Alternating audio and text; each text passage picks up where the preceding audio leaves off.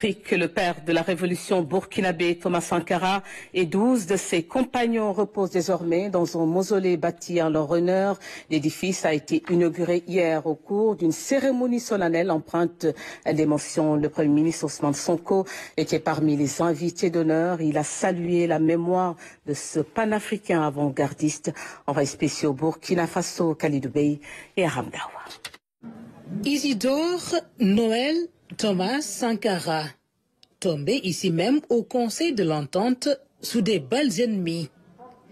La sépulture, digne du héros qu'il est, érigée sur les mêmes lieux aujourd'hui pour immortaliser à jamais le père de la révolution du Faso d'août 1983. Pour le célébrer, ils sont là réunis tous ceux qui portent en eux une part de Sankara. Aux premières loges, le Premier ministre Ousmane Sonko, venu répondre à l'invitation de son homologue qui préside la cérémonie au nom du capitaine Ibrahim Traoré.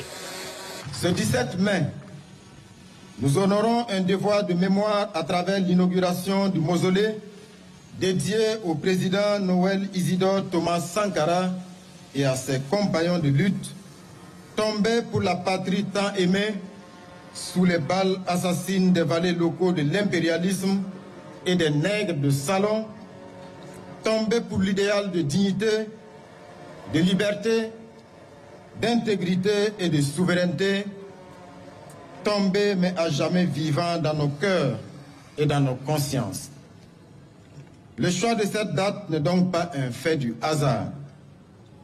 La révolution d'août 1983 a eu pour ferment les manifestations populaires anti-impérialistes déclenchées suite au complot du 17 mai 1983, dont le dessein était d'endiguer la marée montante des forces progressistes et révolutionnaires en vue de perpétuer l'oppression et la domination impérialiste sur notre peuple.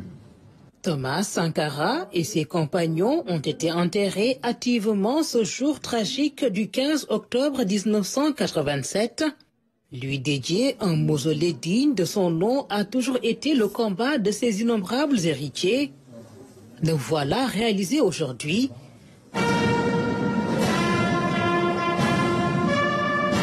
L'histoire retiendra que les premiers ministres Ousmane Sonko du Sénégal, Halina du Tchad et Jean-Emmanuel Ouédraogo ont coupé le ruban de l'inauguration et fleuri les premiers sa nouvelle tombe, tout en symbole pour ses inconditionnels du fameux capitaine.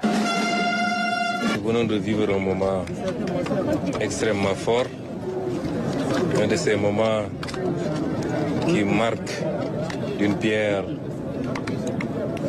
indéracinable l'histoire des peuples, et en l'occurrence ici l'histoire des peuples africains.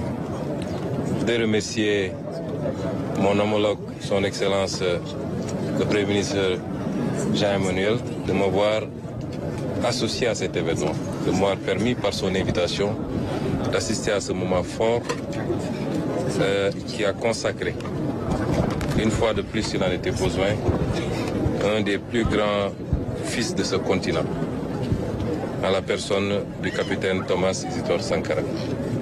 C'est un moment fort qui, au-delà de l'acte qui est posé, nous renvoie à nos obligations mémorielles.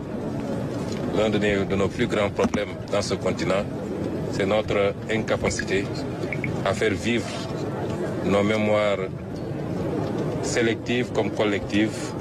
Beaucoup de séquences émouvantes ce 17 mai 2025, jour de réhabilitation d'un héros panafricain, la communion avec les familles, la visite du bureau d'où les tirs l'ont surpris et le cercle funeste où le président Sankara est tombé, point levé.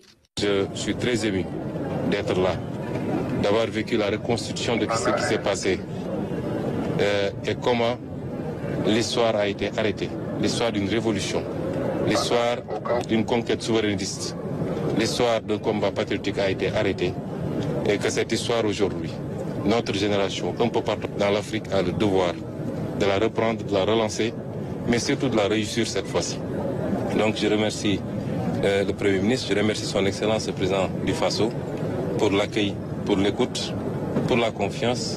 Défenseur d'une Afrique libre et souveraine, Thomas Sankara avait conquis le cœur de ses concitoyens par ses idées progressistes et son engagement panafricain. Les autorités burkinabées actuelles ont conçu ce mémorial à son image, populaire et panafricain. Faire le devoir mémoriel pour que jamais plus l'histoire ne se répète.